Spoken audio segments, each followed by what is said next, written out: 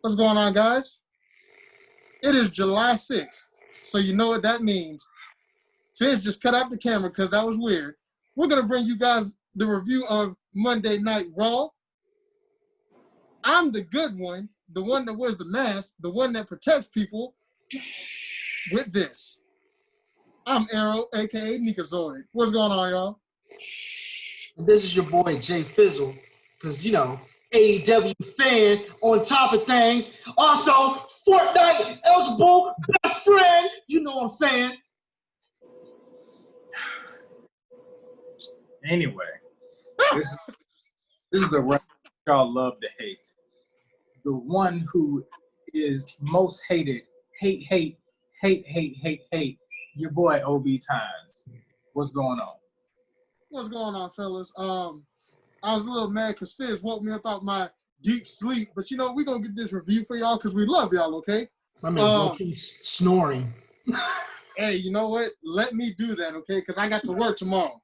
But I do this because everybody, they may not be able to watch the show. So we do this for them. I got the first hour as always, so let's go ahead and kick this off. Drew McIntyre came out. He wanted to know what was going on between him and Dolph Ziggler stipulation-wise.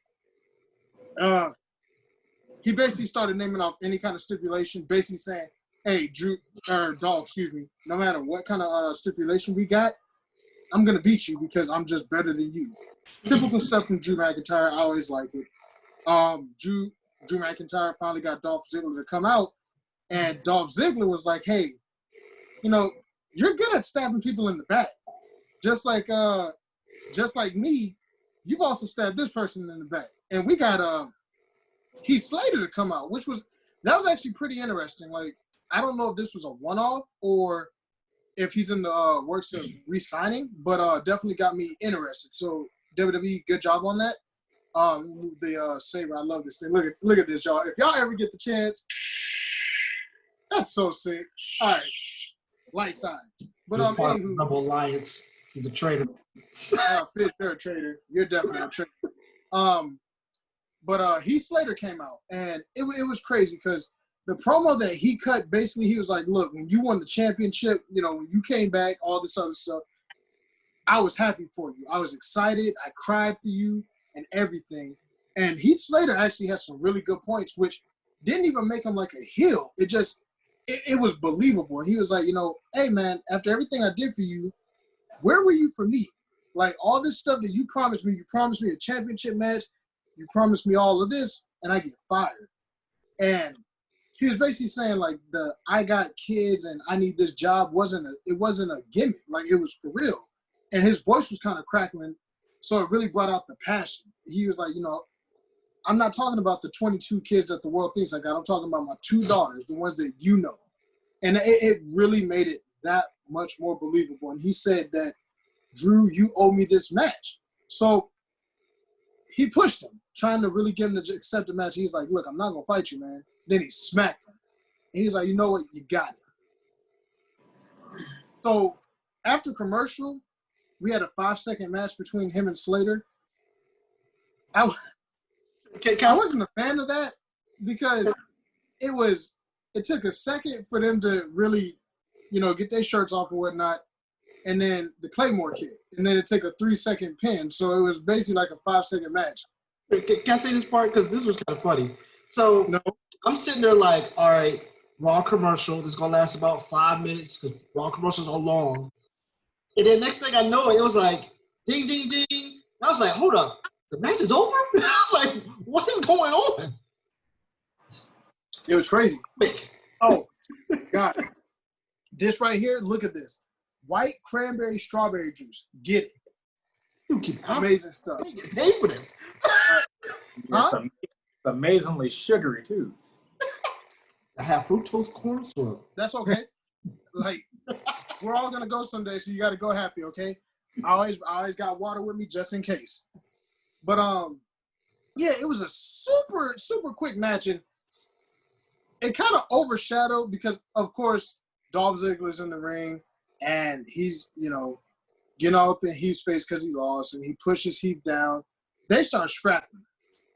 So Drew comes back and chases off Dolph. I like the whole thing, but I wish Heath Slater would have got a couple minutes in the ring just to kind of showcase, how he is as far as the ring rust or anything like that or whatever the case may be. But the Claymore just really ended it that fast. And I guess it's unexpected, so I get it, but man, Heath looked a little weak.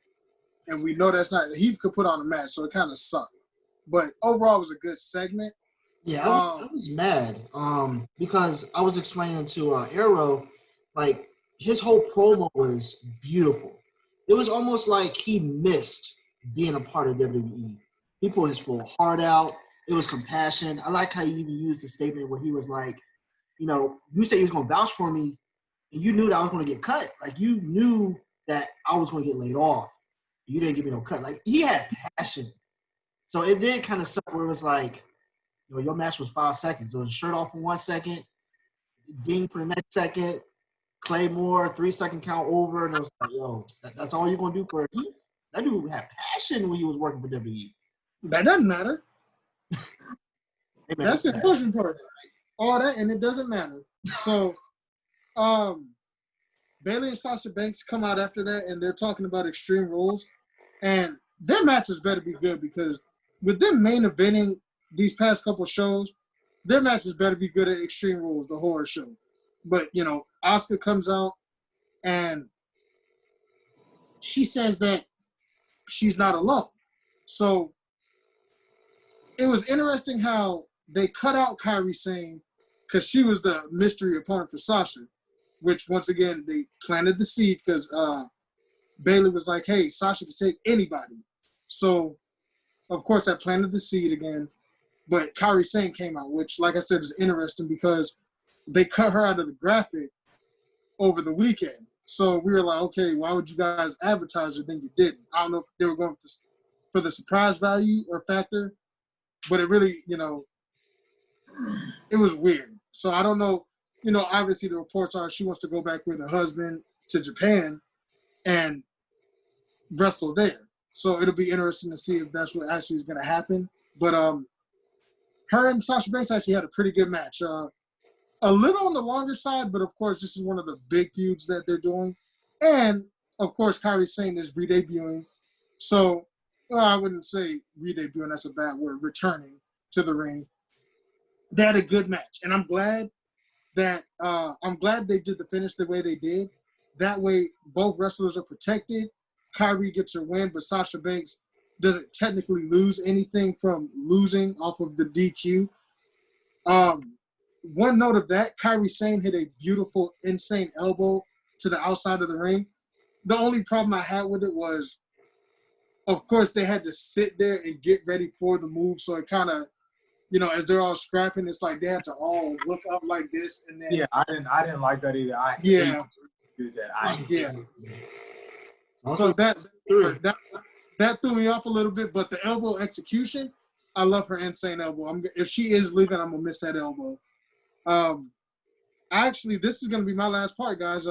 Seth Rollins and Buddy Murphy jumped Aleister Black in the back, and they had the Rey Mysterio mask on. I like how they do that now. Like anybody who's getting beat up has that Rey mask, so it really makes it seem like Seth's whole focus is Rey Mysterio. I like what they're doing with that.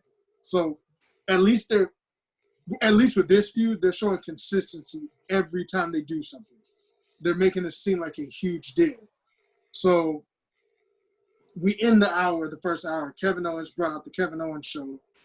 I don't even think they needed the Kevin Owens show to do this. They could have just had Kevin Owens come out and cut a promo and Seth could have came out, but it is what it is. Kevin was saying they have everybody who has a WrestleMania match, because I half agree with him. He was like, our goal of being in the WWE is to make it to WrestleMania. I halfway agree with that. You get a big paycheck, but your goal of any wrestling promotion should be to win championships. Like his big ass ain't going to WrestleMania, staying at home because of COVID-19. You better go on somewhere with that mess. Hey guys, nope. If you do, wear one of these, okay? Wear one of these. Anywho. Because I said this on Twitter. Kevin Owens is so scared of this COVID-19 stuff. Why is he there? And if you're there, why are you not having a mask on? You made this a big deal on social media. Why don't you have your mask on when you're in WWE in the ring in front of all these other people? I'm just wondering. I mean, I can't speak for him, but I'm wearing one, so can't speak on him. But hey, good point. Anywho, I don't know. It's Kevin Owens a-hole, that's why. That's why. I mean, and you viewers in the comments, go ahead and hashtag Kevin Owens so he can see this video. Anywho, before it takes too long, the end of the segment, we're gonna get back to the end of the segment. They have a bonding moment because they created a WrestleMania moment with each other. Kevin gives him the WrestleMania shirt that he had that when he beat him. So I thought that was pretty funny. But of course, Seth Rollins gets back on track and says that for the greater good of Raw, he has to permanently sacrifice Rey Mysterio. I love the wording that Seth Rollins, the mannerisms, like the seriousness that Seth has. I love this character. Even though they did kind of rip off, well, not kind of, they did rip off Abraham Washington. Hey, you our boy, Abraham. Like, we know, like, the Titantron and stuff, WWE, y'all jacked him for, so that was kind of messed up. Like, he gave the idea, y'all jacked him, so that ain't cool. But it's going to set up the match, like, you know, Seth kept telling him, like, hey, instead of fighting against me, fight with me. He's trying to recruit people. I still think it's going to be Dominic, but we'll see. And then Rey Mysterio comes out with Dominic. Of course, they're all going back and forth. And Kevin basically adds whoever wins the tag team match gets to set up the stipulation for Extreme Rules. And just like Fizz had pointed out, it does seem like, I don't know if every match is going to have it, but they are putting a lot of stipulations on the show. So every match has a stipulation. We're gonna see how that plays out and what the payoff is. But that was hour one. We got 2 wrestling matches. So 2 wrestling matches over the course of an hour. A lot of talking. Fizz, go ahead and take it down with you. It's a stupid promo from Ray, no promo, Mysterio. I'm gonna rip your eye out. Okay, all right, man. Whatever. Let's go into hour 2 because hour 2 was they had a lot of errors in the script. All right, so this was the third match, Rey Mysterio and Kevin Owens, because Rey Mysterio needed a partner because they beat up Aleister Black, and Kevin Owens volunteered because he said, "I would never partner with Seth Rollins. But I'll definitely partner with Rey Mysterio." Versus Seth Rollins and Murphy. Or Murphy.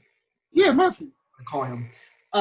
Murphy. Basically, Rey Mysterio won. He basically did the 619, then did a frog splash, and then pinned Murphy. And he said the stipulation. He said it. He said the stipulation is eye for an eye. What the hell was the stipulation?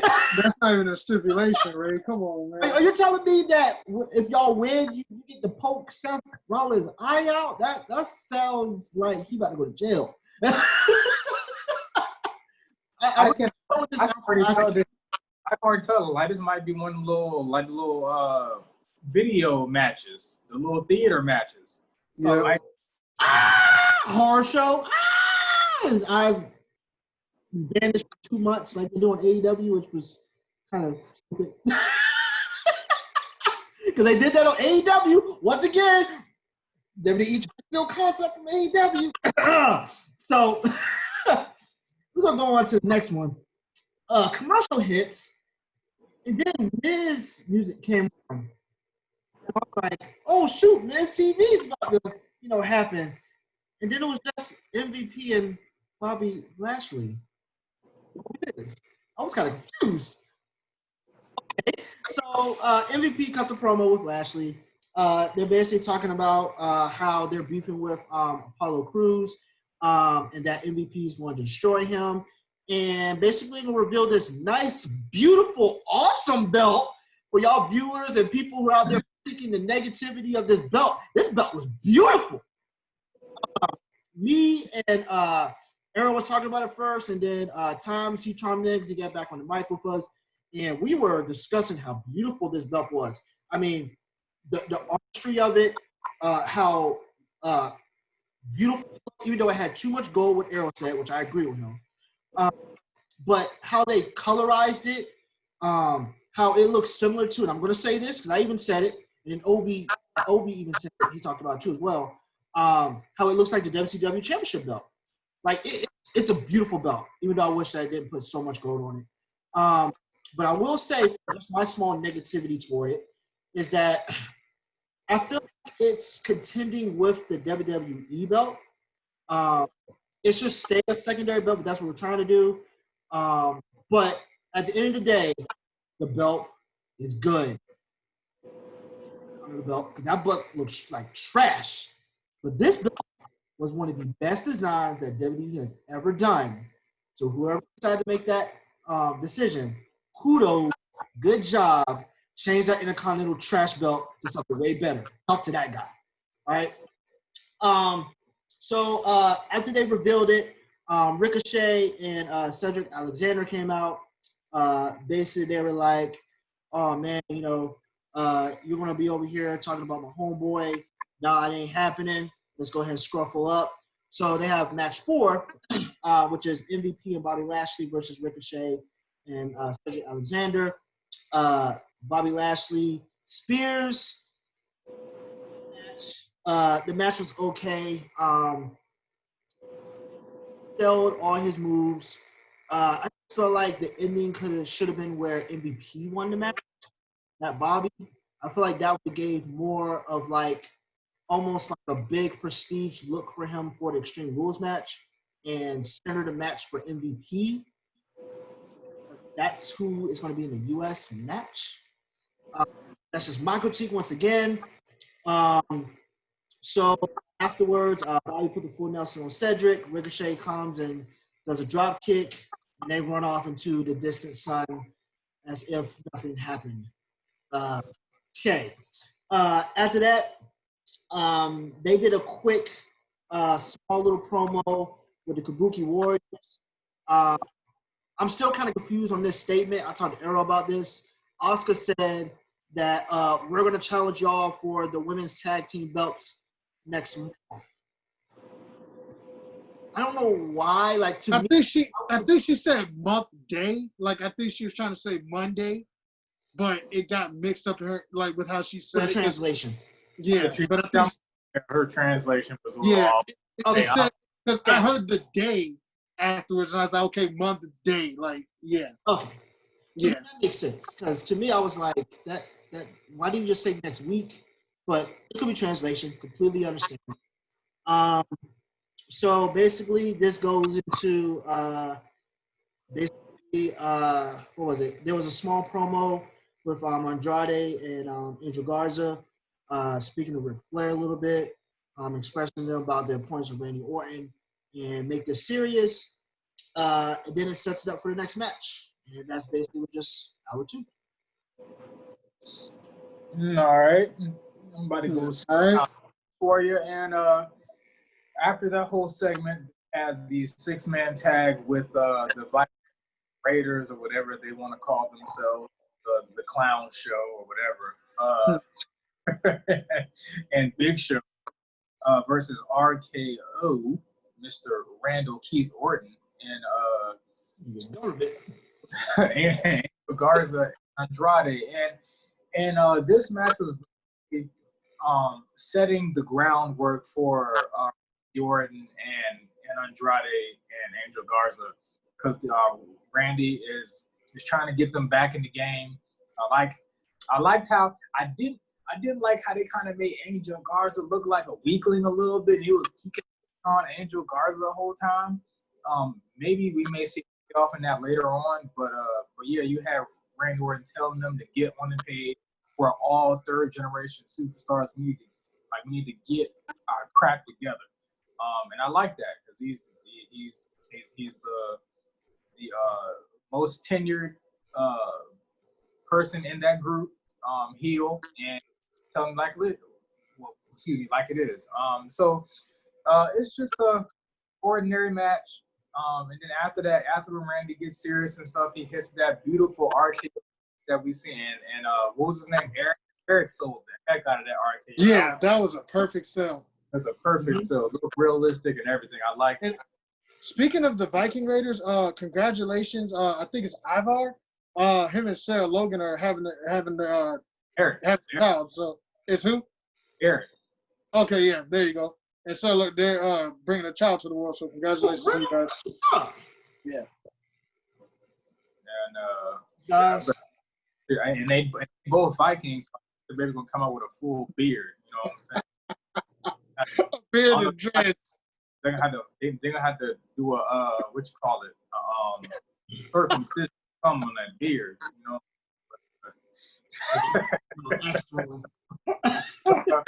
And then after that match, we get into a little promo. Oh boy. We get some promos in the back. I like this style of promo that they did. They had just one whole camera shot of every of the three groups talking. So you have Ruby Riott talking to the Iconics and stuff, to kind of getting them, I guess, teasing them or whatever about the match next. Then after that, they see her walking away. Then put the camera on MVP and Cedric Alexander, and here you have. I love this story work that they're doing, the good character work they're doing with MVP and this whole U.S. champion storyline. I love it. And he's actually talking to Cedric about doing certain things and trying to get him into the Hurt Business. Is that what it's called? The Hurt Business? Is that what they said? I believe so. And I believe. And dude, Cedric just needs to work on promos, man. He's coming off as like a little white kid. It's like, oh, I don't want to talk to you, MVP. Just leave me alone. Like, I was like, bro, a single voice, man. Tell MVP you don't want to talk to him, man. You're like, yo, what are you talking about, man? Leave me the heck alone. Like, give me something. I'll be like, MVP, I see what you're trying to do. You're trying to divide and conquer. I don't like it. Just leave me alone. He just turns his back the whole time. And MVP, I'm like, yo, like, are you 12 years old, bro? Like, what? Look at his eyes when he talking to you, man. Like, come on. Ugh. But anyway, MVP gets to this catering joke. Man, he said, you're not in the Hurt Business. You're in the catering business. Bon appetit. God. The Bon appetit. Man, they burying Cedric, That's boy. talent. That's talent. That's because Paul Heyman ain't there to help him no more. Yeah. That dude told that dude Bon appetit. Talent. I feel sorry for Ricochet, man. They just getting joked on like every week, bro, and just getting beat up. Oh boy. Because they are jokes. 2 black jokes. Oh man. Good job, WWE. Oh, yo. What was really interesting in the backstage segment, speaking of promos and stuff, when R-Truth ran up on Ric Flair and Randy Orton, Yeah. it was interesting because, of course, R-Truth tells Ric Flair to be the dirtiest player in the game. You just real clean. And then he thought Ric Flair was Akira Tozawa, right? So R-Truth starts running away. And then Akira and his ninjas come looking for R-Truth. And Randy Orton tells them that he went the other way. So I'm like, wait a minute. Randy Orton just saved R-Truth. Like, what was up with that? Like, that was interesting. Yeah, that was interesting. I'm looking at it right now.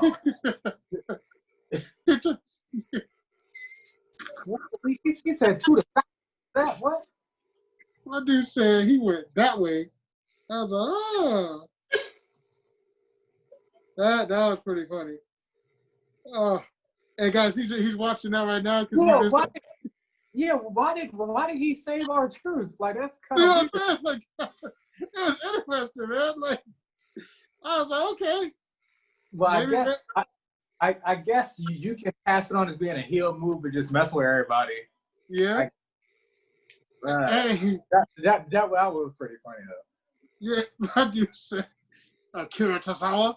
Like, I still wish they'd let R-Truth wrestle and be serious sometimes, but he's funny though. Like R-Truth is hilarious. Yeah, they keeping that.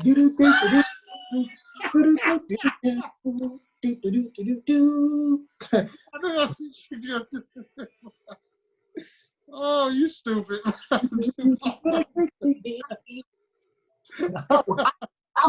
you doing? Man, I'm just getting sick of it, man. Oh my god. WWE keeps doing this. Uh, If that's what R-Truth wants to do, hey, more power to you, brother. But and then we just get into like the second to last match of the night was Ruby Riott and Billie Kay. Wasn't anything really spectacular. It was just a bathroom break type match, to be honest. and Ruby Riott lost again. Ruby Riott loses again. To Billie Kay. Yeah. Clean. Oh. I don't know what's going on there. Ruby Riott's on her way out or something. I don't know. I don't know what they're doing with her, but I know it seems like they're building the Iconics up for Extreme Rules.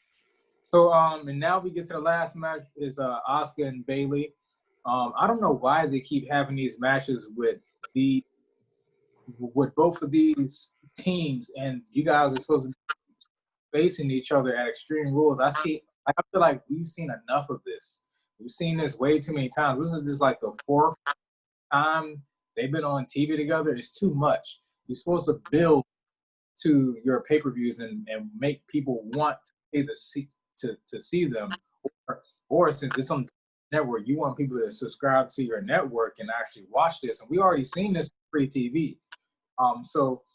This match, it's the same as we all seen all. And they still kill it nonetheless. These girls are and like it was a very, very long match. Too long in my opinion. That should be for Extreme Rules. Exactly, and it's just way too long for a match. And this match, if it was this long, it should have been an Extreme Rules match and have some weapons and stuff and have people sell for a little bit. But it was just way too long. I do like how they have the whole banter, Nikki Cross, Tasha, and all of them. It's just a lot going on in the ring at the end. I kind of like that. It's building up to Extreme Rules still, and they still have that heel and face dynamic where they're trying to up one another. I love that they did that. But again, it's too long of a match. We already seen matches like this before. It's just too. We just seen it too often. Again, and Asuka wins. It looks like she wins pretty strong. So I guess maybe Asuka come out on top in Extreme Rules, maybe because her very, very hype. Like they're hyping her up. So I don't know. That's a iffy prediction for Extreme Rules. But it was a good match. Again, too long. But that was it. Yeah. All in all, it wasn't a bad show. Like we've gotten a couple of these matches too much, but overall, I'm gonna actually go ahead and give the show a 3.5, just because they are keeping up with stories. They're giving us a couple matches per hour now, and the matches aren't bad. Albeit they are a little long. I do appreciate like I said, we're getting more matches and they're keeping consistent with stories. So my match of the night, I'm actually gonna give to me personally, Sasha Banks and Kairi Sane, just because I was pretty excited to see Kairi Sane return too. So those are how I'm gonna rate it. 3.5 and Kairi Sane and Asuka. I mean Kairi Sane and Sasha Banks, excuse me. You guys get match of the night honors from me. I'm gonna give the show probably a 3.2. I don't know why, but like I wish we would have did a review on SmackDown. Last week's SmackDown was really good. Like I actually did a good rating. I looked at it and everything. but I felt like this was a little bit less than what Raw could have done. They could have done a lot better. So I'm definitely give it like a 3-3. Match of night, I'm definitely going to give to the last match as well. I feel like that match was done very well. It was long for a reason. It wasn't just long just to be long, or it didn't end wrong just to end wrong, and it just wasn't a scrap match. It actually made sense. I was actually going to give it to the whole MVP match, but I wish he would have won. So overall, Raw was average. It was basic. Yeah, I'm gonna give it 3.5 as well. And I really don't have a match of the night because it just looks like all these matches are just building to Extreme Rules, and I really do feel like WWE has way too many pay-per-views. And when you have so many pay-per-views, you can't really have good free matches. You have to have filler matches to build to your pay-per-view. When you got too many of those, you're just not going to have anything good on TV. And you have to kind of save the stuff you want to have on the pay-per-view. You can't put it on free TV.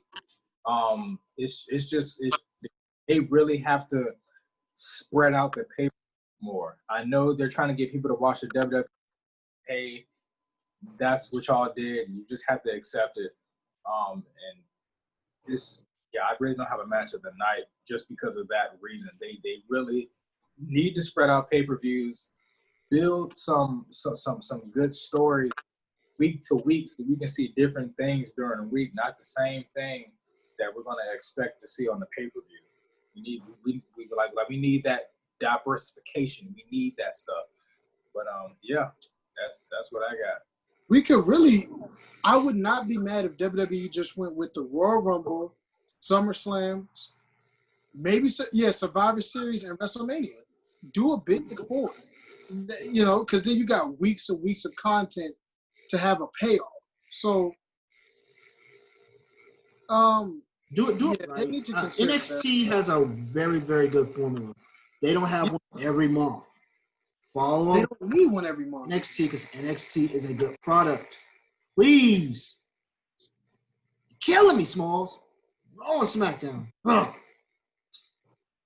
Yeah, it seems like every 6 weeks there's a pay-per-view on WWE. I'm like, we don't need a pay-per-view every month, bro. Like that's just ridiculous. Especially because they're so rushed. Like, you got to do a couple weeks worth just to add to that. It's like, guys, do a big four.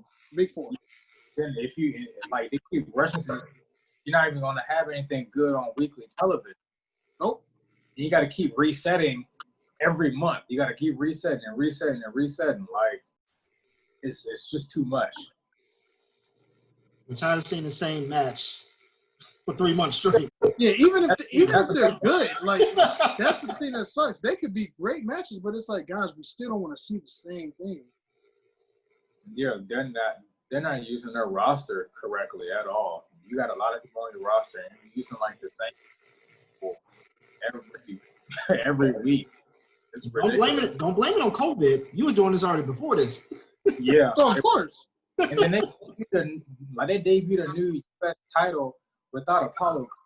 Like, damn, like he couldn't even be there. Like, he couldn't be there to be pissed off at MVP debuting a new title that's not even his yet. And that's probably because he is not a good promo. So they just left him out of it. And that's what happens if you don't put on promos, they'll kick you out. It is what it is. Well, I don't have anything else, guys. As always, guys, in the comment section, let us know your match of the night, if you have one. Let us know what you thought of the show, 1 to 5 stars. Like I said, as always, I stream on Twitch. I'll put it in the description, and my 2 co-hosts can go ahead and, plug anything that they want. But once my work situation starts to get on a more consistent basis, I'll be more on the Twitch side as well as doing this. But, you guys make sure to follow me on Twitch at Arrow1890.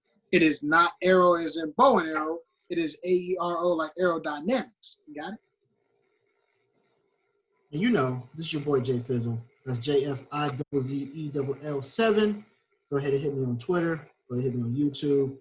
Go ahead and catch me on Twitch. But I'm more likely going to do YouTube. I'm actually learning how to play the guitar right now. We had a great idea where we're going to probably like do a segment ourselves so you can get to know who we are personally. So and then you'll also see me gaming. So soon I'll get that content up. But hey, catch me. And hopefully next Wednesday, that second night of AEW Fighter Fest. Woo! That's this Wednesday, douchebag. This Wednesday, okay? Just hey, catch AEW next week, and the week after that, and the week after that, because it's AEW. There he goes.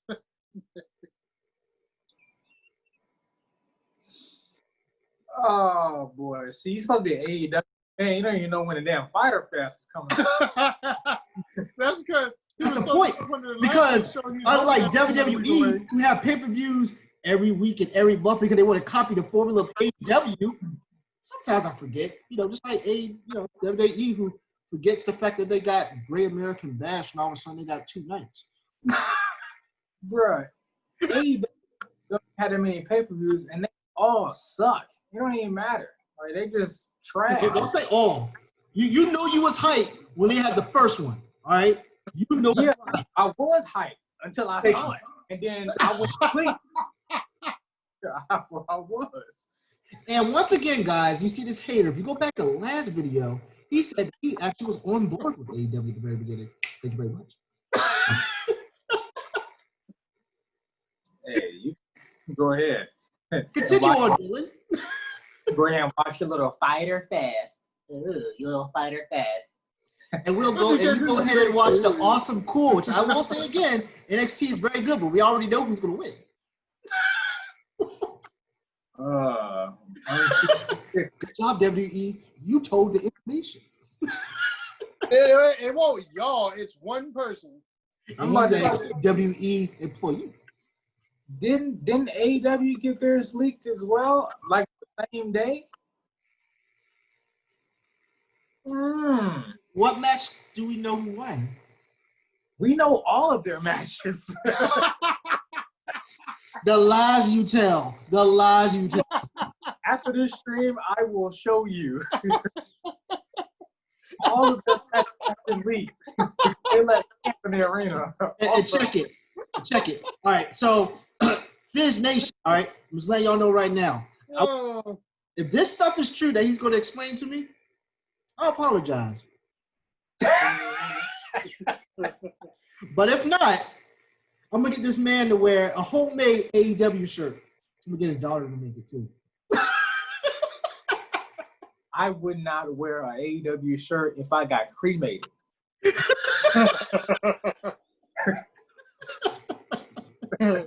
I wouldn't even want the AEW ashes mixed in with my ashes. We gonna bury you next to Sugar Duckington. No. No. Nice glass of Orange Cassidy. Oh boy. Open all. I would not be buried next to the Michelin Man. I refuse. but y'all, the Michelin Man.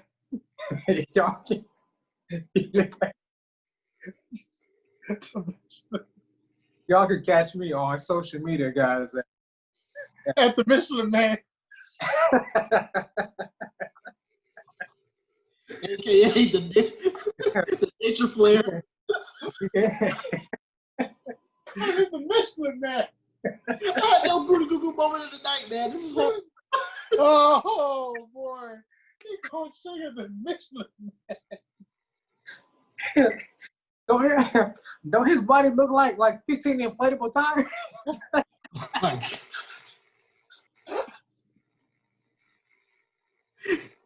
Continue on, man. We got to end this.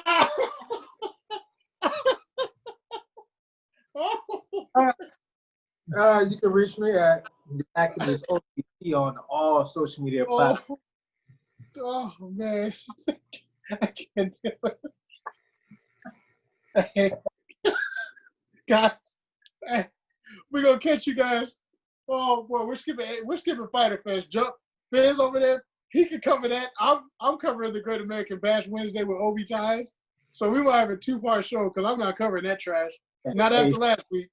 I'm cool. Yes, it's gonna be Fighter Fest. It's gonna be sponsored by Michelin. All right, guys, we're out, man. AEW fan, and those losers gonna watch Great American. It's gonna be sponsored by Michelin and the freaking Stay Puft Marshmallow Man from Ghostbusters. All right, guys, we out. Peace out, man.